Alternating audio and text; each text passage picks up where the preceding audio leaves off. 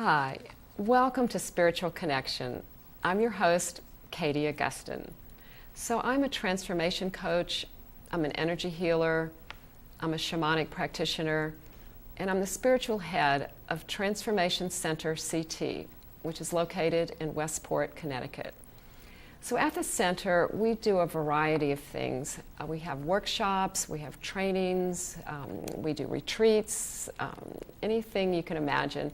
We also do a monthly satsang, which is Sanskrit for in the company of the truth. And it's a beautiful evening and all are welcome. In fact, everyone is welcome to everything that we do, wherever you are on your spiritual journey, and especially if you're just beginning. You know, we would love to have you. There's so much to experience and to learn. So, the Spiritual Connection show is about connection. What a surprise. It's about connecting with each other as well as connecting more fully with our own spiritual selves. So we're happy that you're joining us tonight, you know, because we really want to support you on your path, whatever that might be. Thanks for joining us. So tonight, my guest is Shiva Sarram. Welcome to the show, Shiva. Thanks so much for having me. Yeah, so I'm going to read a little bit about you for our audience, some of the information that you sent me. So Shiva was born and raised in Tehran, Iran, during the devastating war with Iraq, which resulted in hundreds of thousands of casualties. So her family moved to the United States in the early 80s after living in Europe for a short time. And Shiva attended the University of Pennsylvania, and then she worked on Wall Street for a number of years. But currently she's doing something different. And we're going to find out all about that in a minute. So she has over 20 years of experience in philanthropy. And because of her own experience as a child during the revolution in Iran, and then fleeing the war with her family, she decided to establish the Blossom Hill Foundation about 10 years ago. And it is a nonprofit based in New Canaan, Connecticut, where she lives. And, you know, recently I learned that Shiva and Blossom Hill were recognized for their work by the Moffley Media Group, and that was earlier last year. And then currently she's about to be recognized as a woman of distinction, which is awesome. And that's from the YWCA of Darien, Norwalk. Yeah, so that's coming up next month, I believe. Yes. Well, congratulations. Thank you. That's Thank really, you that's so much. That's a great honor. Thank you. So we're going to hear about Blossom Hill in a few minutes. But first, Shiva, can you tell us a little bit about your spiritual journey, how you got to where you are, anything you want to share about that? Sure. So growing up in Iran and then briefly in Europe and then really the suburbs of Philadelphia, I had a very secular journey. You know, both my parents came from secular families, and so we didn't have a traditional Sunday at church or mosque experience. And I'm married to someone who had a similar secular journey. So for me, spirituality really comes from my connection to nature. I fundamentally believe that we come from the earth and we go back to the earth. So I feel the most spiritually connected when I'm out in nature. I do this sort of every Friday routine, which is what I call my yoga. I go to the flower shop and I buy flowers and I arrange them. And everyone always says, oh, they're so beautiful. Did you take a special class? And I said, no, I just listened to the flowers, which sounds a little bit silly, but when you're in the greenhouse, they just kind of tell you who wants to be together that week. That's awesome. So I feel the most spiritually connected when I'm in nature, and also as a global citizen. I really, I struggle with the question of where home is because I have moved so much, and I was sort of pulled out of my roots as a young child leaving Iran. So, you know, you go through all the identity crisis stuff, and so to me, home just always feels like the planet is my home. So those are the places I feel the most connected. Well, that's an amazing way to look at it. Mm-hmm. I mean, you've turned it into a benefit. Mm-hmm. Yeah, well, that's great. Yeah, I have parents, both who taught me that, life is what you make of it. Mm-hmm. They taught me never to forget where I come from, and to not cry over spilled milk. So net, I think I'm a pretty positive person. Obviously, I have the natural human anxieties about life. Especially during turbulent times. But I think net, even if I have a day where I'm down, I just sort of dust off and get back on, and I'm grateful for every day that I am on the planet. Well, I think part of the key is that gratitude. Yes. Because it's really hard to be in another state when you have that gratitude. It just brings you out of yourself and into a different, more peaceful place. Yes, and I preach it to my children. Be grateful for what you have, right? Yeah, we all need those reminders. And I think your parents tell you all that as you're growing up. And, as children, we sort of are dismissive of gratitude and appreciation. But you realize later in life that all that stuff they were telling you in the back of the car went in, because now I find that I'm like my parents telling my children to just make lemonade out of lemons or whatever it is. So. Yeah, well, that's great to pass it on. And plus, I think you have to sort of experience it before you make it your own. Yeah. So just listening to something isn't going to really make that big of an impact. Right. Yeah. Absolutely. How old are your kids? I have a sophomore in high school and a 7th grader. Okay. Yeah, they're good kids. Yeah. Good kids. So they're getting to that stage where they'll understand it. Definitely. That's great. All right. Well, why don't you tell us a little bit about, or a lot about, Blossom Hill? Why did you start it? What inspired you?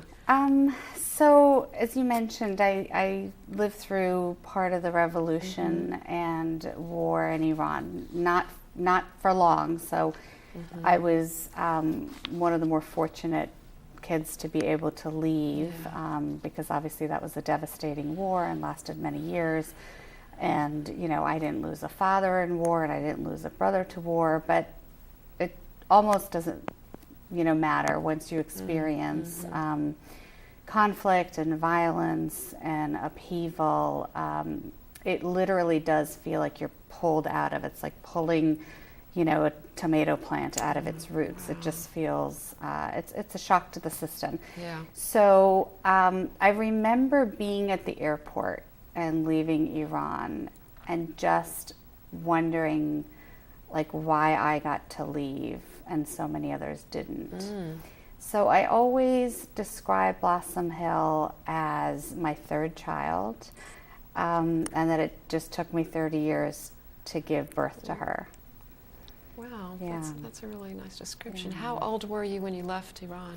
So I was very young. I came to Vienna, Austria in 3rd grade, and then to the States in 4th grade. So I have enough memories to still feel a very strong connection to being Iranian and to my life in Iran. But really, I've spent now, obviously, the majority of my life here in the U.S. and I'm married and I have children here. Right. So Blossom Hill really has been a very therapeutic way for me to process, I think, losing my childhood at an early age, because we are very focused on children at Blossom Hill. So we invest in really bold and innovative ideas. Our motto is sort of investing in peace through innovation. So we fundraise from private donors and have put together what we think is a pretty phenomenal fellowship program for social entrepreneurs. So we are investing in refugee children from the Middle East who frankly desperately need support. So your main focus is refugee children? Refugee children from the Middle East, who've been affected by conflict in one way or another. Just as you saw. Just as I saw, exactly. Yeah. So how do you go about identifying which groups? Yes, actually this week and next week we are doing all of our second round interviews. So it's essentially an application process. So we obviously go out on social media, through our newsletter, through our NGO partners on the ground right here in the United States. We have a lot of relationships with universities, Brown, Yale, you name it. So we're always trying to get the word out about the opportunity. And then there's an application process, and it's rigorous because we really are looking for the most committed social entrepreneurs out there. And so there's a written application, recommendation letters, and then there's a group that moves on to a second round and they're interviewed. And then we just go through the whole, it takes about 12 weeks to go through the process start to finish for us to select our fellows. And then they're informed, and then they sign on with us. And the fellowship is quite substantial. It's for up to $50,000 a year. And it is renewable year after year, assuming that the idea that's being implemented by the individual is having some real impact. So what types of groups apply for your fellowships? Yeah, I mean, the range is quite large, both in terms of age, geography, gender. So we have fellows that apply from all over the world, including right here in the United States, and in fact, Connecticut, Rhode Island in this last series. So some of the ideas that we have funded, for example, are a young woman who started the first coding school for Afghan girls in Afghanistan. And we're really proud to be able to support her as a social entrepreneur. These are Afghan girls who otherwise would have to get married at a very young age. They just don't have that opportunity. They don't have the opportunity. And coming to the coding school, they get the laptop, they get the lessons, and so many of them are now able to earn income by building websites. So you can imagine how proud they are to be young income earners, and it really just changes the whole trajectory of their lives. Or, for example, we are funding a young woman from right here in the United States who was in college and then went to study Arabic abroad, fell in love with Syria, and came back home when the Arab Spring happened, and Syria has obviously been impacted severely. And so she just felt like, I have to do something. I feel a connection to this part of the world. And so we are working with her. She is opening the first Montessori program, Montessori-inspired program, in Azraq, Jordan. So one of the things that actually we really pride ourselves on as a nonprofit is that we don't just write a check to the fellow. We very much are in partnership with them. We say you're now part of the Blossom Hill family.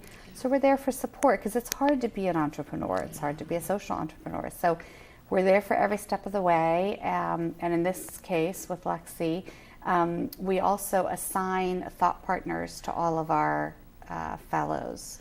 And so her thought partner is a wonderful Montessori teacher who's now actually a director of the Montessori school right here in Wilton, Connecticut, who has been able to be a thought partner to her. So there's just a lot of ways to support our fellows. All these connections, I love it. All these connections, because in fact, this thought partner was my son's Montessori teacher. There you go. I mean, it's really, it's really.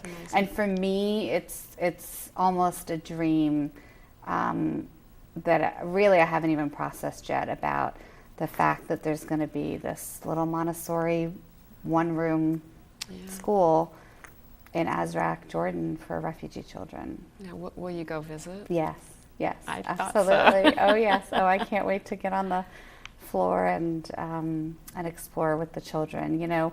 Dr. Montessori had such a vision for what education should be, and the whole child, education for peace. So this is really going to be a wonderful program. We're really proud of the work. So what stage is it in currently? So the teachers have been trained. The location is secure, and so the doors will be opening shortly. Oh, wow. Yeah. And the community itself in Azraq, Jordan, is so excited about this. I mean, there were fathers who were helping to build the little room. Oh, great. So they're all involved. They're all involved invested in it. Yeah. How many children will it serve initially? It'll serve, younger children, about 20 to 30. Like pre-K age? Yeah, exactly. They probably don't call it that over there, but whatever. Right.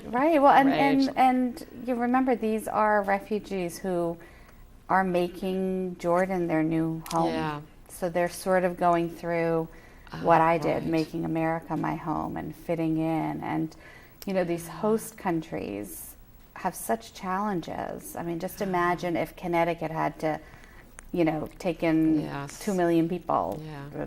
So it can be overwhelming. It's overwhelming, and they need support. Okay, The host countries. So are all of the children then coming from Syria? Is that pretty much yes, it? Majority from Syria. Or in Athens, Greece, we funded a young woman who is Greek herself. She has put together a beginner orchestra for refugee children. So in that case, it's refugees from Iraq, from the Palestinian territories, from Syria, mixed in with Greek children. So it's really... That's awesome too. I mean, it's really, you know what, we are one. We are one planet. And so to see children from different backgrounds in their new home country, learning together through it's music. Just like giving me goosebumps. I know. I to be honest with you, I pinch myself. That's actually the program I'm visiting this summer, and I just can't wait to see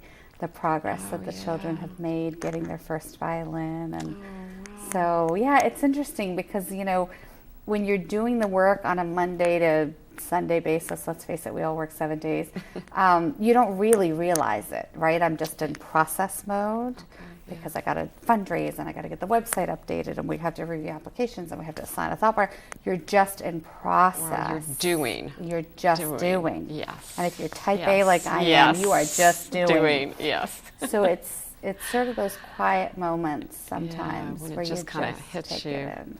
Yeah, and then I actually get very overwhelmed by it. Yeah. Right. Well, this is volunteer has become your full-time job. Yes. I don't.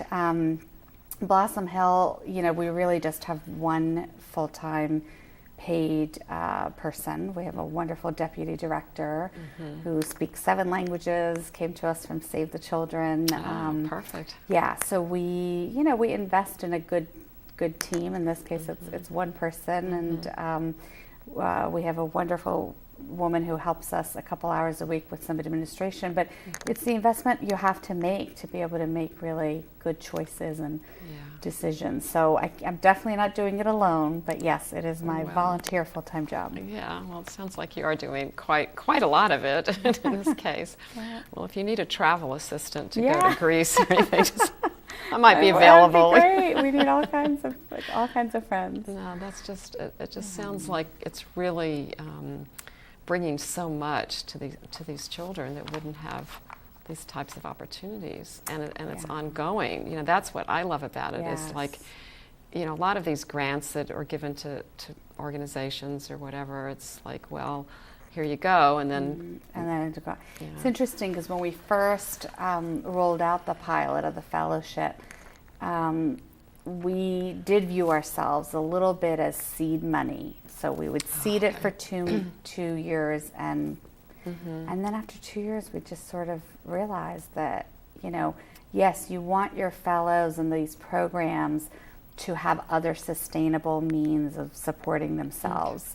You never, as a funder, want to be, the only funder. One. Yeah, I learned that from years on Wall Street, where I also was very involved with philanthropic efforts. But the reality is that there is a lot of work to be done out there, and when a fellow, an organization knows that they're supported for more than a short amount of time. It really allows them to make the investments that they do. I can see that. Plus, you know, all of the effort, it's like a startup. Right.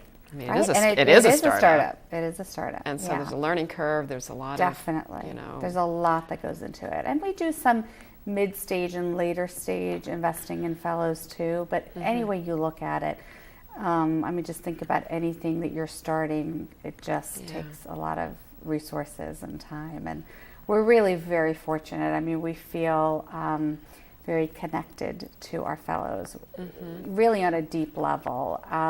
And what's amazing is, because I know the show's about connection, so it's just occurring to me to share this. What's amazing is, you know, in a world this big with 8 billion people, our fellows are finding each other in the field. So I'll give you an example. Wow. I think it was Erica, one of our fellows from the first year, our pilot year, who was in the field. She's a PhD from Columbia. She had invented these science kits to go and work with children, refugee children, to inspire the love of learning and science, and had basically taken suitcases full of material to work with children on gravity and magnetism and all this stuff. And so she's on the floor, she's working with the children, and in walks an American woman who's touring this refugee camp. They connect. The following year, Catherine applied to us to be a fellow, working on writing the ultimate teacher's guide to teaching in refugee camps, because they're wonderful volunteers that volunteer to go in their summers and teach, but teaching in a refugee camp is different than anything else. Completely different. So she's put together, you know, 51 of the best lessons of how to teach. And so there's elements of the science kits. So that just all ends up being... So they combined efforts a little bit? It just all ends up being connected, helping each other. We're really very, very lucky. Yeah. So how many fellows are you able to fund per year? So we really, you know, on average it's sort of about 5 to 7 fellows, ideas.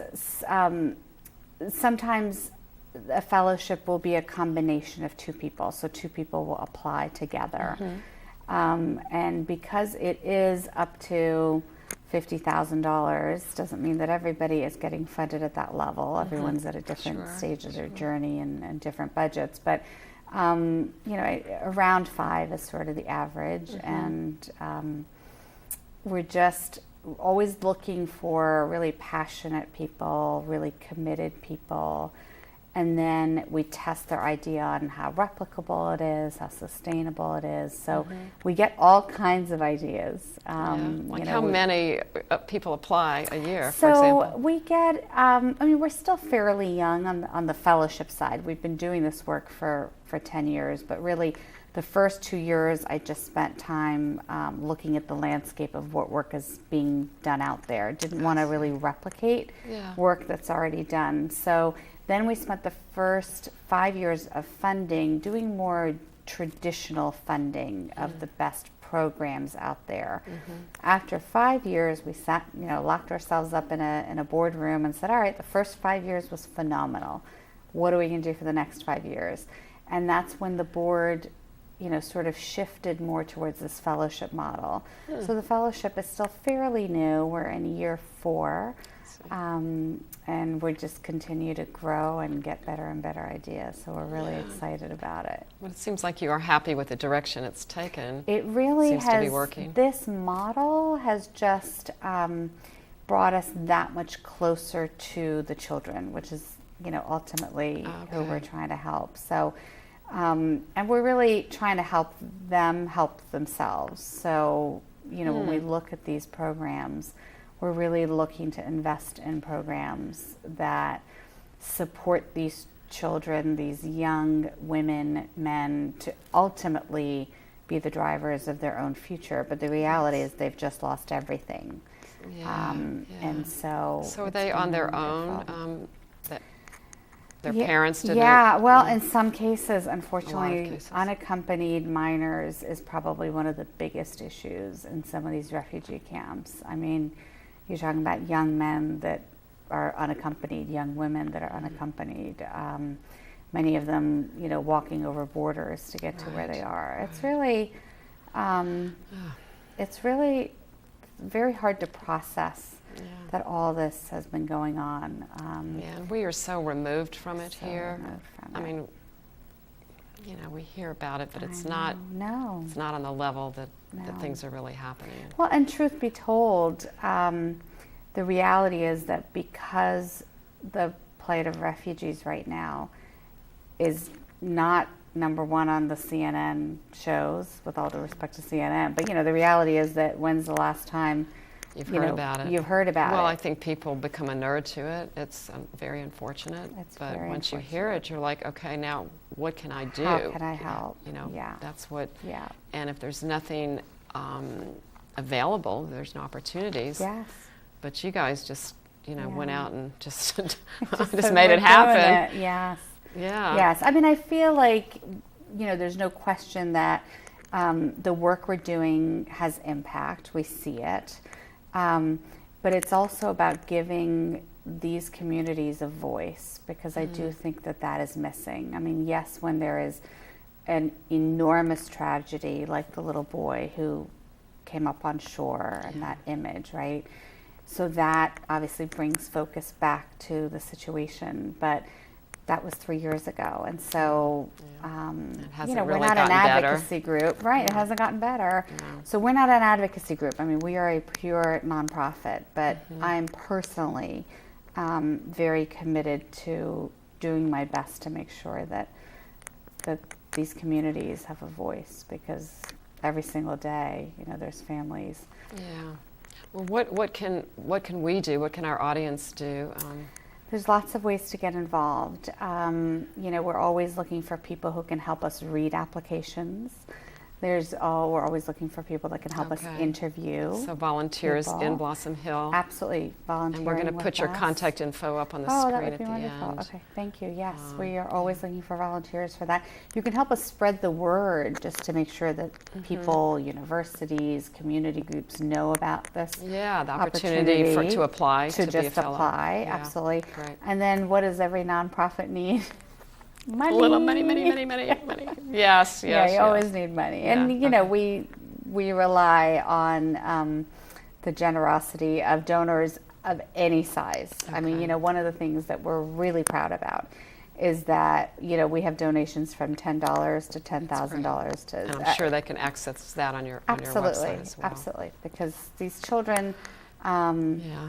they really do need support, and they need to know that people far away care about them. Exactly. That people care about them, Well, thank you so much for coming on and sharing all the good work that you're doing. Thanks I for having me. appreciate Thank you. it. I'm glad we connected. I love the connection. Thank you so much. Thank you. Thank you, Shiva. And thank you for our audience for being here. I hope you enjoyed learning all about Blossom Hill Foundation. And I hope to see you on the next episode of Spiritual Connection. I'm your host, Katie Augustyn. Good night and blessings. Thank you very much. You did a great job.